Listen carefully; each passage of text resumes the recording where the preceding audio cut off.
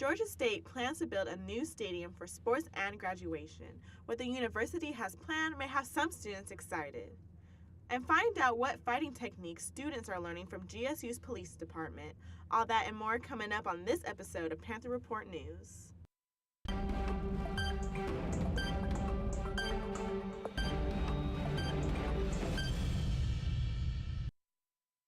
Good evening. I'm Amani Patterson, and welcome to another episode of Panther Report News. The new Georgia State Stadium is about to get a next-door neighbor, a new basketball facility. Reports say an 8,000-seat facility is expected to host GSU's basketball games, conferences, concerts, and commencement. The estimated $80 million project will be just south of the Interstate 20, sitting right on the side of the GSU Stadium. It will be built on a former parking lot along Capitol Avenue and Fulton Street. There is no set date of when the new building will be complete. Students around campus are showing support for the 17 people who lost their lives in the deadly Florida school shooting. Reporter Kevin Sanchez spoke to the students who made the posters in honor of the victims. I'm also just kind of scared because you're like, when am I next? Is my sister next? My sister's in high school. My friend's sister's in high school. After the shooting at Parkland, Florida, Sarah Jane Wardlaw and Michelle Brown remember the 17 staff members and students who lost their lives by putting up posters of their names. They span as far as the Tabernacle to GSU dormitory Patton Hall. Brown says the purpose was to raise awareness. You're making sure that people don't forget. And you're educating people, so if they don't know who Scott Beagle is, for example, they can look up the name and they can read about his story and how he saved a bunch of students, and then it says end gun violence, so it kind of sees the message. And then at the bottom it says hashtag say their names, so we don't forget the people.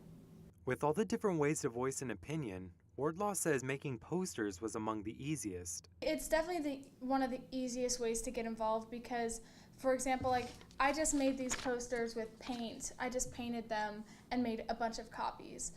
You could just write with Sharpie. Since the shooting, survivors like Emma Gonzalez have spoken up about gun control. Wardlaw says young voices will decide the future. We're the ones that have to decide the future for ourselves and for the people who don't have a voice right now. There's 12-year-olds, 13-year-olds that are going to be going to high school, and they're not going to be able to have a say whether or not they get killed in a shooting. Both encourage others to use their voices that make up a larger platform. And not to say, oh, we're just two voices, we can't do anything, because that's not true. We're part of a bigger voice. March for Our Lives, which is on March 24th, is a great way to get involved if you don't know what to do, because that's when everybody is pretty much getting together to protest these senseless acts of gun violence. I'm Kevin Sanchez for Panther Report. A new Georgia Senate bill could determine how far campus police can go in making arrests. The bill will reduce the jurisdiction of campus police from being within 1,500 feet of the university to only 500 feet. The bill was passed on Valentine's Day and is currently being reviewed by the House. Speaking of campus police, did you know they will teach you how to block, punch, and elbow? Reporter Karen Nelson tells us more about the self-defense classes they offer. The Georgia State Police Department is now hosting fight-to-flight classes on campus to teach students self-defense techniques. This is not a class to teach you how to go 5 rounds with the subject. It's basically to fight your way to freedom. The classes are free to sign up for all students to attend and participate. Safety awareness, giving the laws behind when you can and cannot defend yourself, how to defend yourself, when to call the police, how to disengage. The officers teach the techniques from the RAD systems of self-defense to the students, showing them the appropriate blocking, punching, elbowing, and kneeing skills. The self-defense class was great. It gave students the opportunity to learn how to defend themselves on campus or any situation that they may be in harm. Georgia State Police Department encourages all students to attend the classes and improve their defense responses. You know, Georgia State University Police cares about its community, and we would like to continue to give them more tips. All you got to do is come, and we're happy to teach you. To find out about the upcoming classes, you may visit the police department's social media or website or call the number 404-413-3333. In Atlanta, I'm Karen Nelson for Panther Report. Something all students have issues with is creating the right resume for their dream job. Reporter Wendy Fan spoke with the creator of a unique resume app to give students a helping hand. I really want to change the culture for Georgia State University because I feel like, a lot of outside recruiters don't know the potential we have here. Last year, Mackenzie Bell created the Be Excellent app, but it did not launch successfully due to technical errors. The process takes a lot of time, and plus it's very expensive to actually build out a full-blown application because you're dealing with servers and a lot of other technical stuff where it costs money. The app is now functional. Last year, Bell had a lot of issues with the actual login and sign-up page. This time it's just like it's functional now because before we were having a lot of issues. Well, I was having a lot of issues with the actual login page and the sign-up page. Bell says last time he spoke with me, he had a lot of coding errors and that the app kept breaking. Last year, he eventually found a coder to help him fix the app.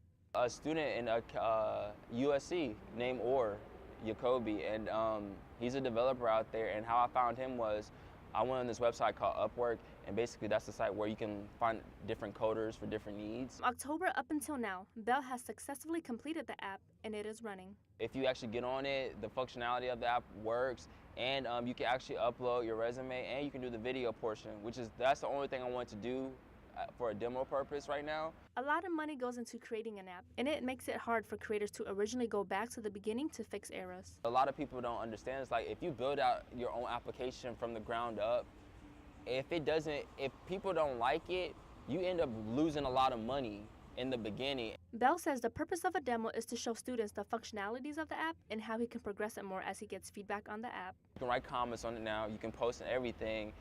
That will give me a better direction moving forward. Okay, when I actually build this out, this is what students like and this is what students don't like. It costs a lot of money to host a video on site and a lot of storage. We're going to use YouTube links only because that data in regards to the video storage is on YouTube. Bell says all he wants to do is help students show the talents they have that a resume cannot. I'm changing the way how the resume is presented, and I'm incorporating the interview process into one.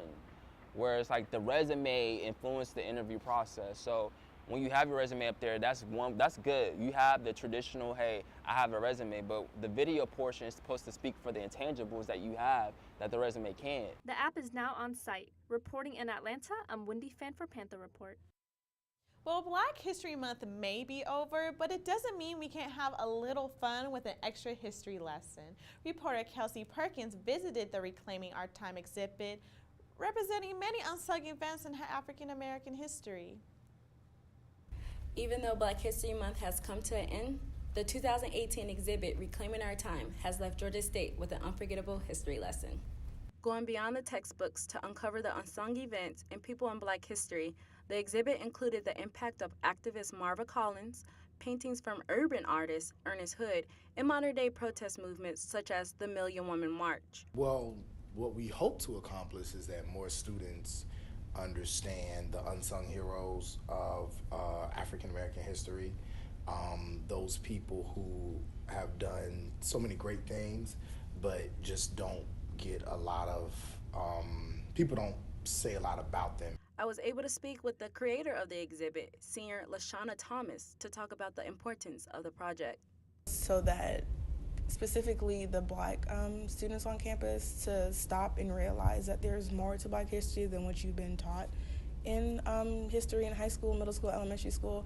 I wanted it to be not so much focused on it being Black History Month, but recognize that these people are part of U.S. history. Senior Kiara Graham tells me her opinion about the museum.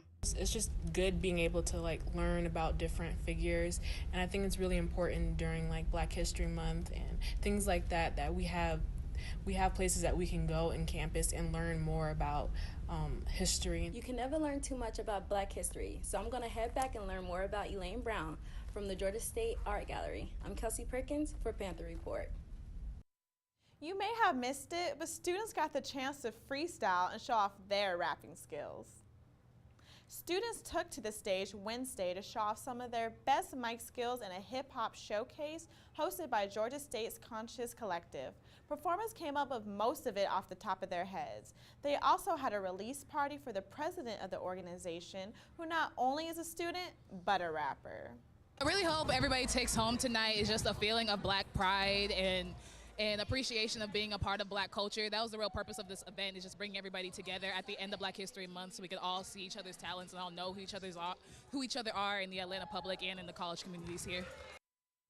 Thank you for tuning in. We hope to see you next Friday with another episode of Panther Report News. In the meantime, feel free to follow us on Twitter at Panther_report and subscribe to our YouTube channel at GSTV Panther Report.